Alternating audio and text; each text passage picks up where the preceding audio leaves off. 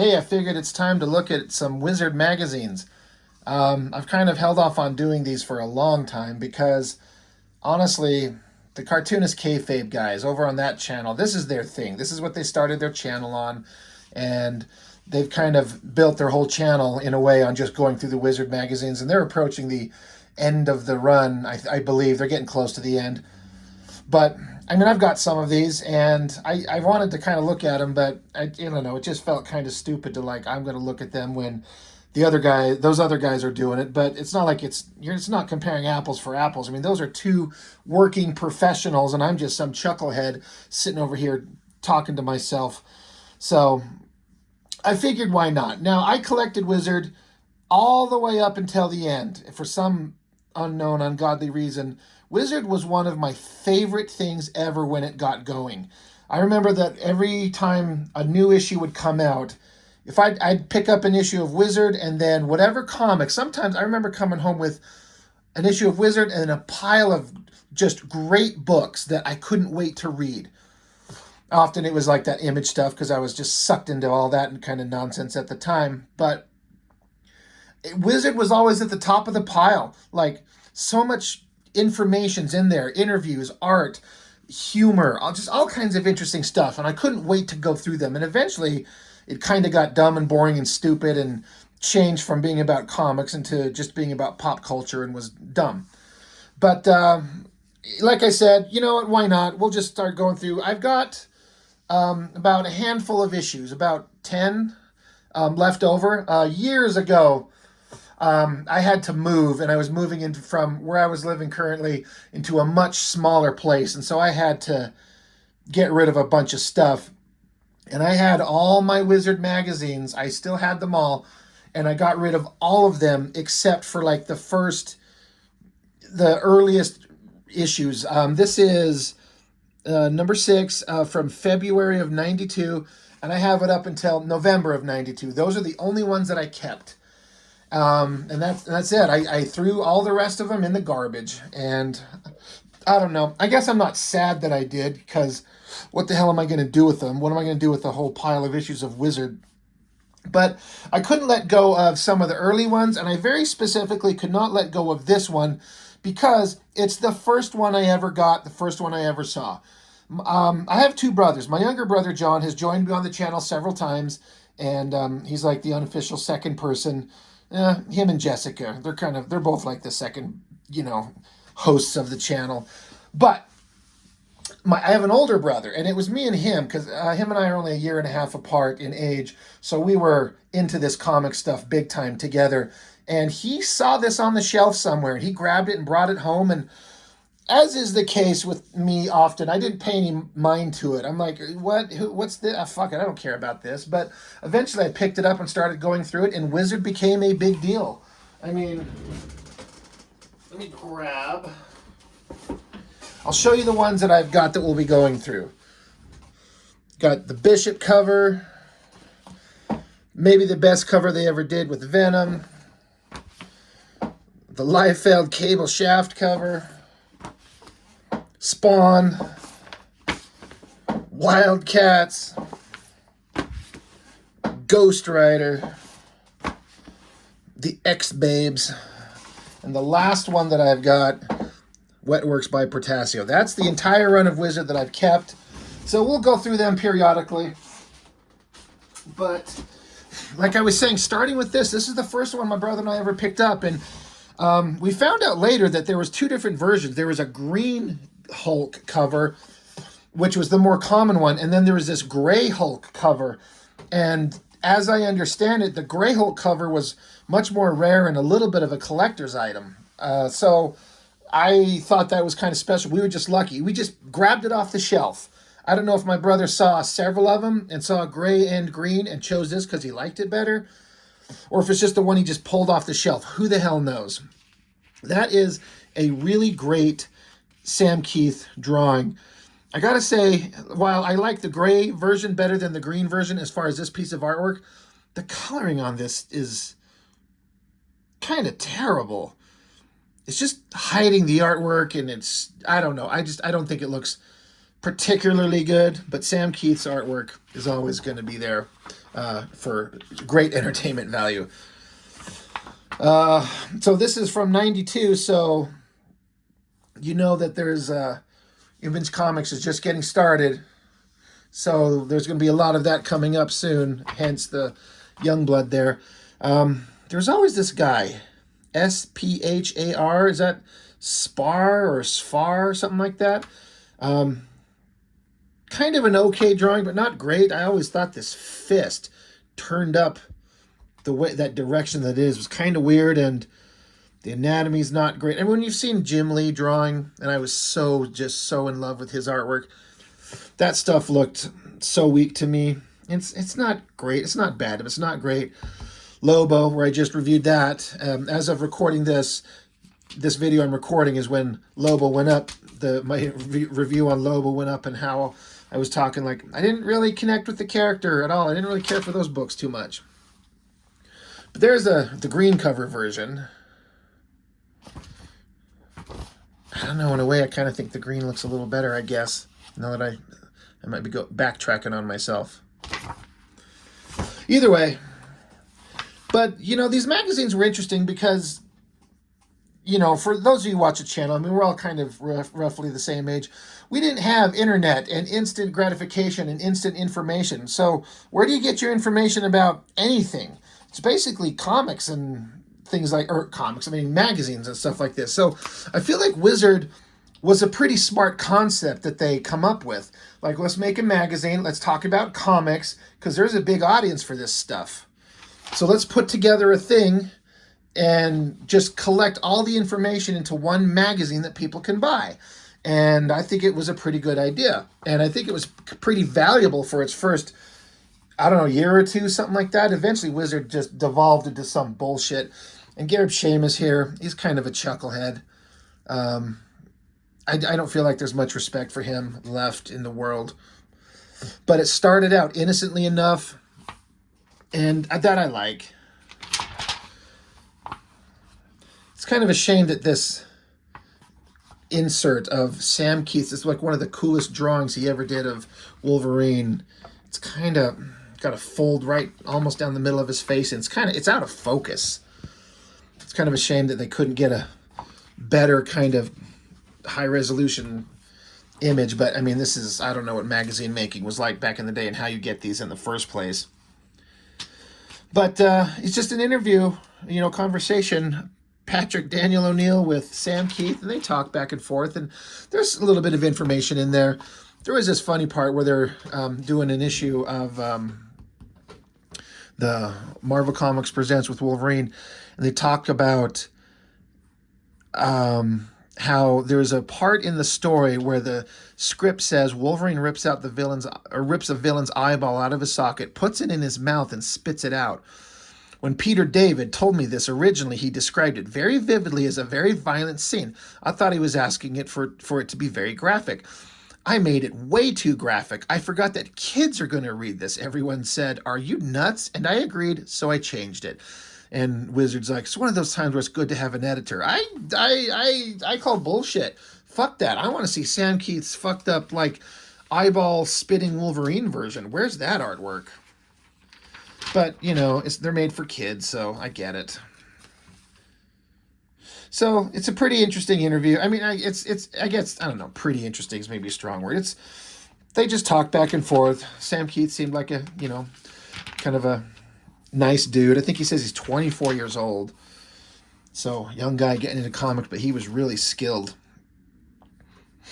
Valiant Comics never, ever, ever had one thing that looked interesting. I just reviewed X-O Manowar, issue 0, drawn by Joe Quesada, and I was talking how I think the artwork was just really good, and that was the only thing that kept me interested.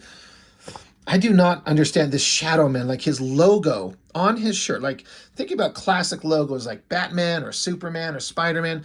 This guy's is like a picture of a doorway with a guy standing in it with a bright light behind him casting his shadow towards you.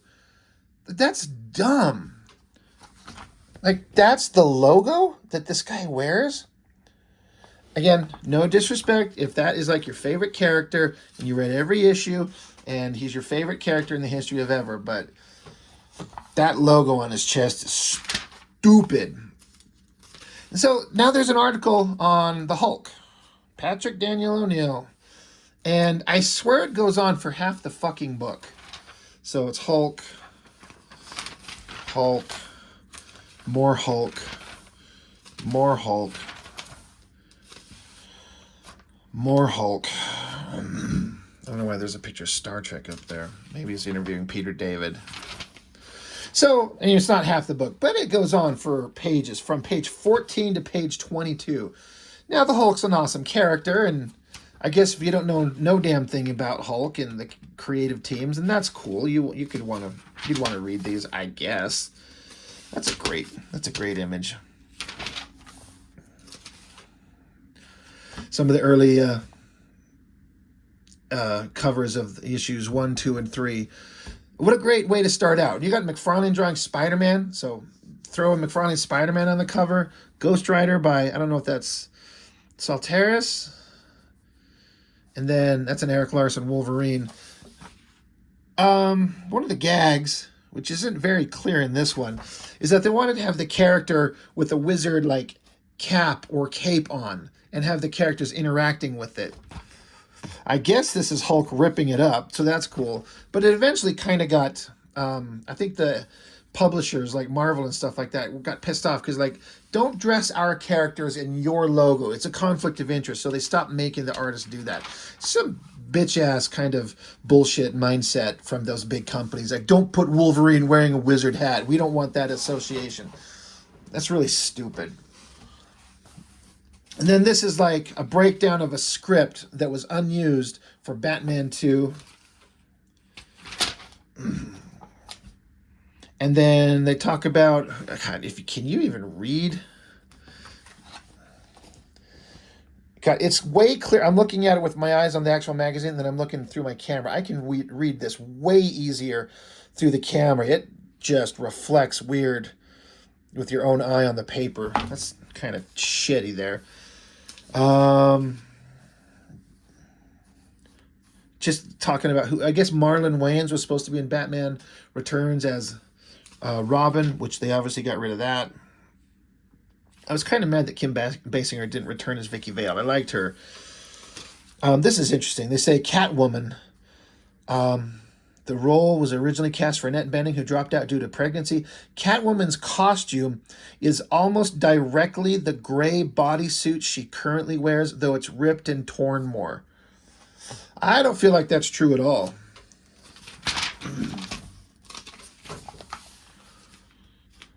Remember when Spider-Man could fly? Had the Captain Universe powers? I remember that being a pretty fun storyline. Palmer's picks. Now, if you watch Cartoonist Kayfabe, you know that those guys love Tom Palmer because he brought attention to comics that were outside of the normal, super popular nonsense. And I was one of those dumb chuckleheads that absolutely never paid attention to any of this. I was only interested in the big, popular nonsense, and that's to my own detriment. I don't think I ever read one Palmer's Picks article and never paid any attention to it. I'm like, oh, Sandman, Neil Gaiman, who's this? Why is this? Where's Wolverine with claws cutting people up? So I'm pretty stupid. So I always pass those over. And they give a list of recommended reading: Sandman, Violent Cases, Black Orchid, Miracle Man, Good Omens, Words Without Pictures. Some of these I've never even heard of. From Hell, Cerebus, Hate.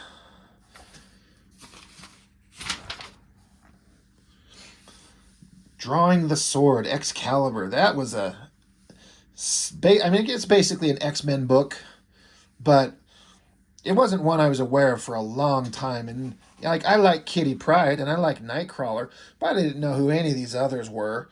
And so I never saw it. I don't think I ever saw it on the shelf. And Alan Davis is one of those artists where I can tell he's incredibly talented, but nothing about his artwork entertains me enough to want to pick it up. His artwork is not enough to sell me on a project. It's very well. He's all the skill sets. He's very popular, but it's just, to me, it's kind of bland and boring. and I never cared for it. I mean, this picture of Wolverine down here, it's pretty good, but I still just kind of don't like it. I can certainly see the Brian Hitch influence. Even this Paul Neary inking Alan Davis, and Paul Neary inked Brian Hitch on some of my favorite works.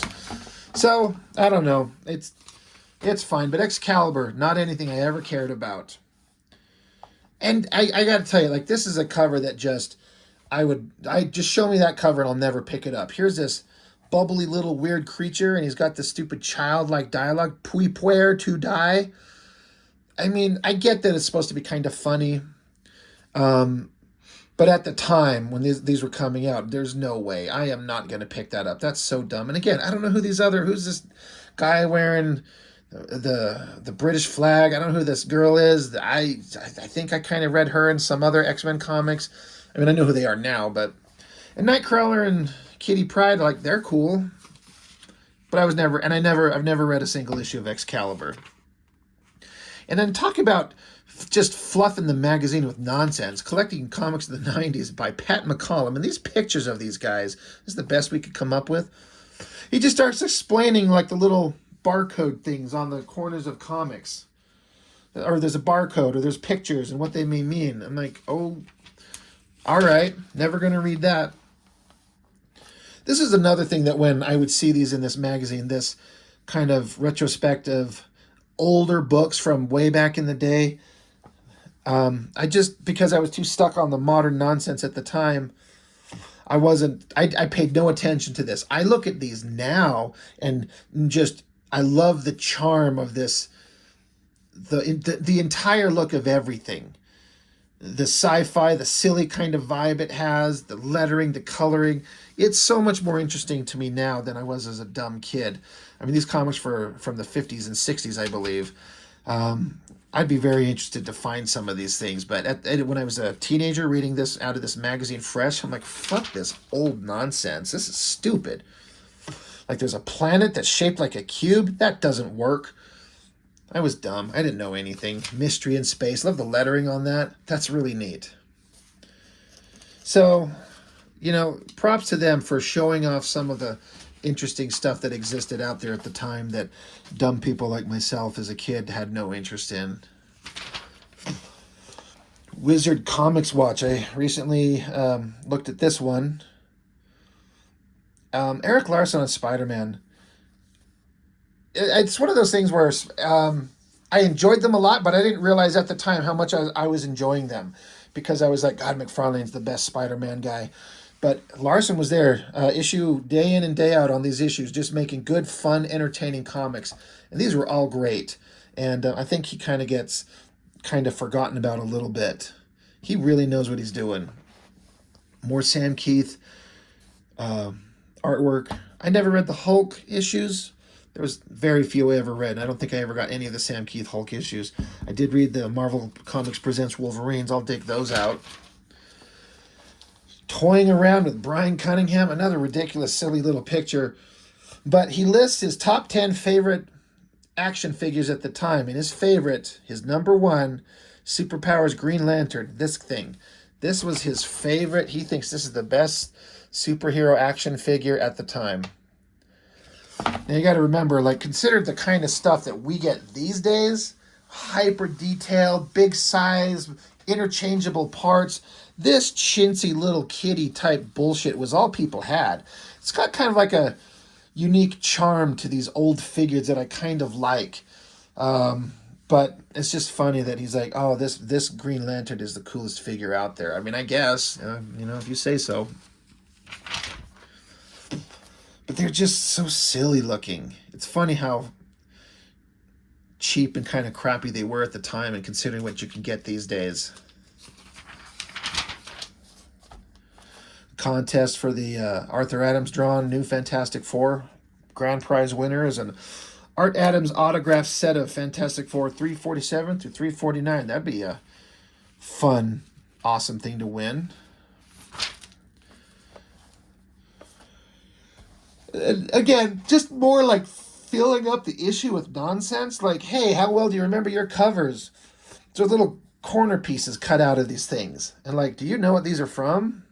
I think that's Darkhawk, just considering the symbol. I think that's a Whilce Portacio thing right there because it's got an eyeball that looks like Portacio artwork with an M. It's Solar, but what issues, what numbers? I don't know. Word searches, word jumbles? Come on. And I don't think this shit stayed for very long. I think they kind of realized that this is stupid. Comic book intelligence quotient. 30 questions. So I'm going to read these out and tell you what I think my answers are, and then you can correct me. Which of the following two heralds of Galactus fly around in space with no clothes on? Well, that's Silver Surfer and Nova, right? It lists one of the answers as She-Hulk and Mary Jane, and then it says just dreaming. Yeah, can we have that? She-Hulk and Mary Jane, no clothes? The reason Batman wears a bright yellow insignia on his otherwise dark uniform is... basically, I think it's bulletproof with the bright colors to attract gunfire away from an unprotected body. Which of the following characters has never encountered Galactus? Rom, Shadowcat, Dazzler, or Forge? I don't know. I'm going to say Dazzler or Forge. I don't actually know. What is the year that the comic 2112 takes place in? One of the answers is what? I'm just going to assume it's 2112. Eric is the real name of what Valiant superstar? Exo Manowar, Harbinger, Solar, or Jim Shooter? That's Exo, right? Max Dillon is the villain known as Mr. Freeze, Meteor Man. Isn't this guy from Beverly Hills 90210 or Electro? That's Electro, right? Max Dillon. The official Green Lantern of Earth is Hal Jordan, John Stewart, Guy Gardner, or Gnort. Well, I'd assume it's Hal Jordan is the original, I guess. Autobot leader Optimus Prime's real name is Darildo Moore. Jesus. Gorian Core, Orion Pax, or Dinty Moore. Well, it's Orion Pax. Gareb Shamus. Fuck him. We're not going to talk about Gareb Shamus. In Web of Spider-Man #1, Spidey defeated the Venom costume with the help of a bell tower, a sonic shock blaster, the Human Torch, or Eddie Brock. I'm going to say a sonic shock blaster, or... No, he defeated it with the bell tower, didn't he? It's the vibrations. The Infinity Watch tells time, guards the Infinity Gems, takes a licking, and, well, you know, has a picture of Mickey Mouse on it. That's stupid. It's guards the Infinity Gems. The reason Spider-Man failed to stop the burglar who ran past him and later killed his uncle was... We're not even going to read that. We know the reason why. Lobo, my favorite character, works for Justice League International, Legion, the Corps, or Legion of Superheroes. I honestly don't know. Who does Lobo work for? Zen is Nez spelled backwards, an intergalactic ninja, blue, or all of the above. I'm pretty sure it's all of the above. Who played the Riddler on the Batman TV show? That's Frank Gorshin. Which character never had a posable action figure doll made of him? Mr. Miracle, Batgirl, Hawkeye, or Iceman? I'm going to assume Mr. Miracle. No. I saw Mr. Miracle. I think Miracle Man. Fuck, I don't know. Batgirl? I don't know. That's a good question. I don't know. Somebody tell me.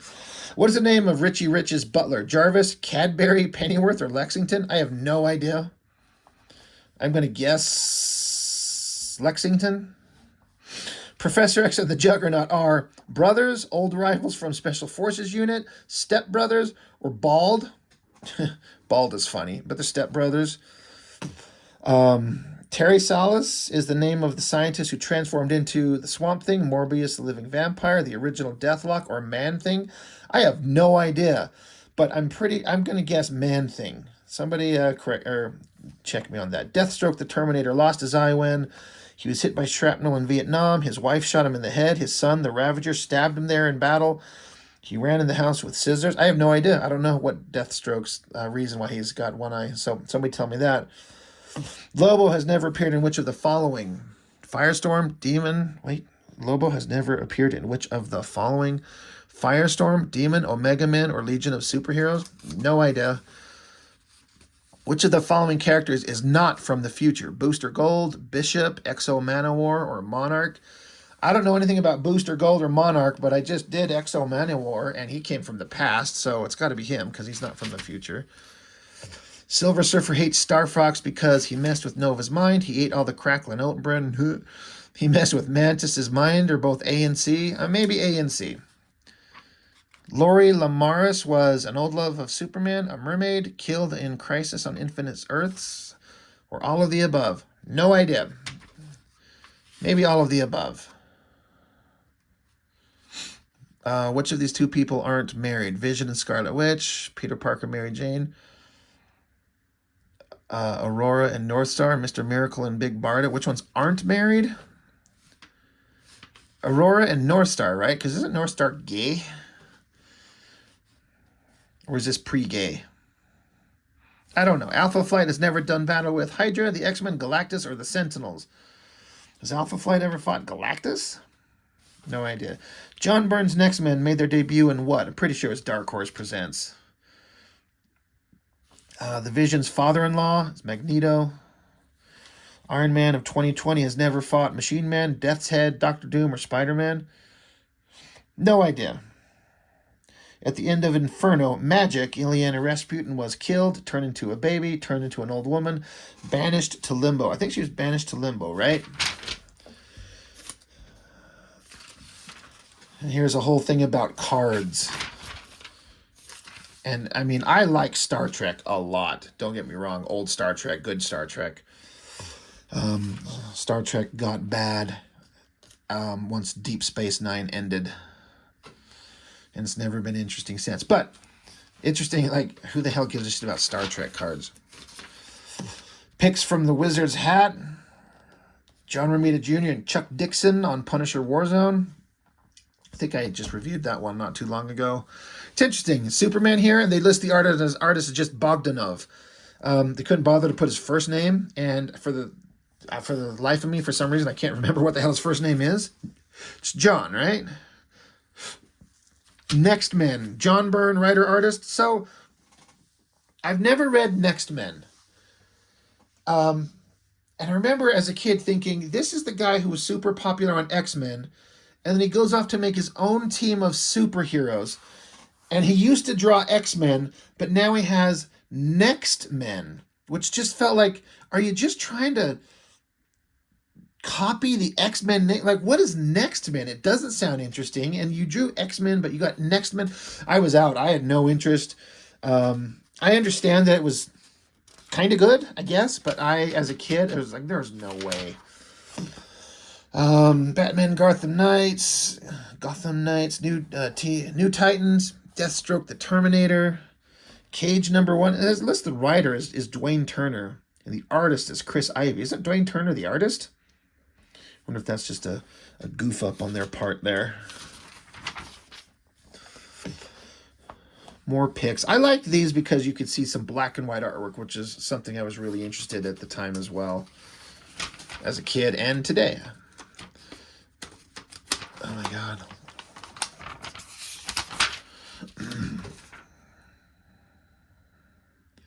Nothing interesting there. Top 100 for December of 91. It's funny because you could see what was popular. X-Men #5, Jim Lee, so that's Uncanny X-Men, so that's Will Spartaccio. X-47, Liefeld, Adam Warlock on the Infinity Watch, so good. Robin 2, Spider-Man 19, X-Factor 75, Hearts of Darkness, that was good. Wolverine, Silvestri. So it's like all the main Image guys right there, right at the top. Batman vs. Predators, #12. Marvel Comics Presents at #14. Batman vs. Predator Newsstand Edition. That's interesting. It's listed twice, but it's different printings of it. I always kind of like to go to the bottom. Like, what's at the bottom? Jaguar #7. I have no idea what that is. The Fly.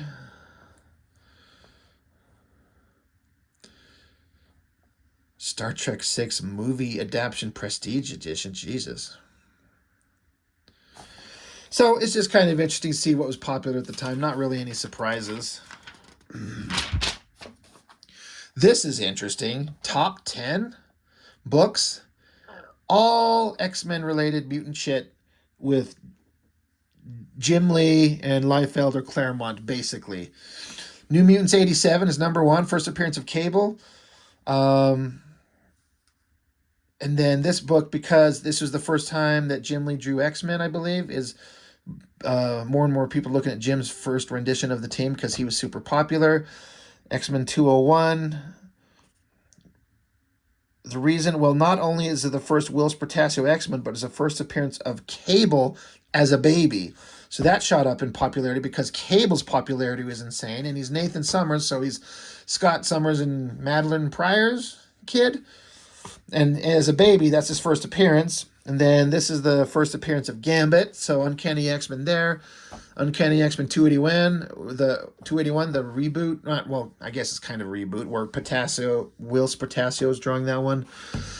X Factor 24, New Mutants 87. Now it's already number 1, but the second printing is doing so well. The second printing is up there, and then X-Force. So Liefeld, and Liefeld, and they say right here. Don't count this little bugger out yet, though. Liefeld is still one of the top men in comics, and all his stuff is hot. So that's really interesting. Uncanny X-Men 282, so 281, 282. First appearance of Bishop, and then X-Men, the awesome super edition down here at number 10, which used to be way up at the top. So Liefeld, Lee, X-Books, Portacio, you can tell what was popular at the time. It's just dominated by X-Men everything. This is stupid. Grading your comics, fucking waste of time.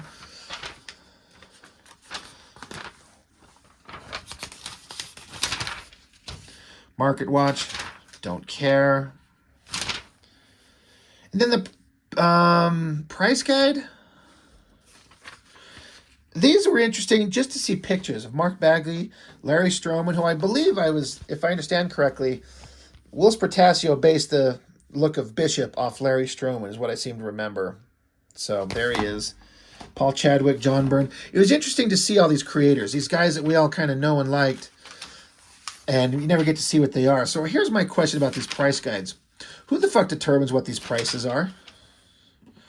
Who says that Aliens #1 is worth $17? Who determines that? Wizard? Do they just arbitrate? Where do you get this from? Where do you get the price for these things? How do you determine that? Because we all took it as gospel, like it said in Wizard. That it says that's what it's worth, so that's what it is. So then you go out and start bartering books. And you can see how it could very easily turn into, well, Wizard wants to drive the price of books artificially that they want. So they just list it as, expensive. Who determines this? Who checks them? Here's a book that I reviewed. I did that one. I got that one. Yeah. So I don't know. At the time, why would this be a lie? Why would this be incorrect?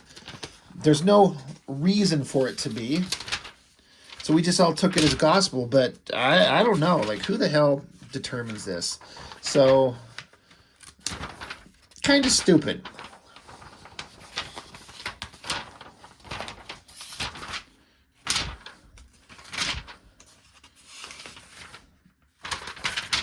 Guess there's no need to sit here and flip through this page by page. We're approaching the end.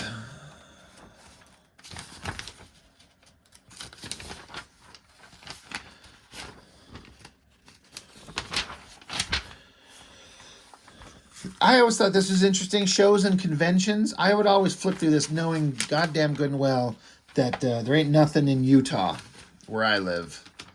And there never was. But boy, did I God, I would like to go to a comic convention. But never happened until recent times. Magic words, the letters pages at the end of the book, these very quickly became right at the front of the book. There was interesting conversations. It seemed like that would go on somewhat. And the next issue, right, this is 6, right? Yeah, so 7. Exo and The Flash, I think both drawn by Bart Sears. Kind of fine, but I that one I never got. I don't know why. Or if we did, maybe we tossed. I don't know. Anyway. So, Wizard, it starts out, there's some interesting stuff. And man, it was the place to find all kinds of information. To see artwork and interviews with creators and a wide variety of things you'd never heard about. So they were fun. I loved them. Like I said, when I'd get these and see a new issue of Wizard on the stand, I was so excited. Oh my God, fuck yeah, grab that. And then I get my issues of Savage Dragon and Wildcats and X-Men and Spawn and bring them all home. And I couldn't wait to sit down and read my pile of shit I just got from the comic store. But Wizard very quickly became the first thing to read.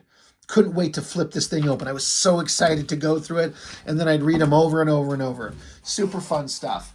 It's a shame it became such a shit magazine a couple years later. But anyway, that's it. That's all I got. Thanks for joining me. I hope this was interesting. We'll get to the rest of those Wizard issues at some point. But again, if you want to get really good comprehensive cover of these Wizard magazines, go watch the Cartoonist Kayfabe guys. They go through every one, starting from issue 1. And as a couple of, like, they were reading these as fans at the time and then looking back on them as working pros who know all about the business and ins and outs of all kinds of stuff. They've got much more information to give than I could ever possibly. I'm just kind of oh, this is just what I remember about it. So go check out the Cartoonist Kayfabe guys if you want to know more about Wizard. Anyway, that's it. That's all I got for now. Thanks for joining. See ya.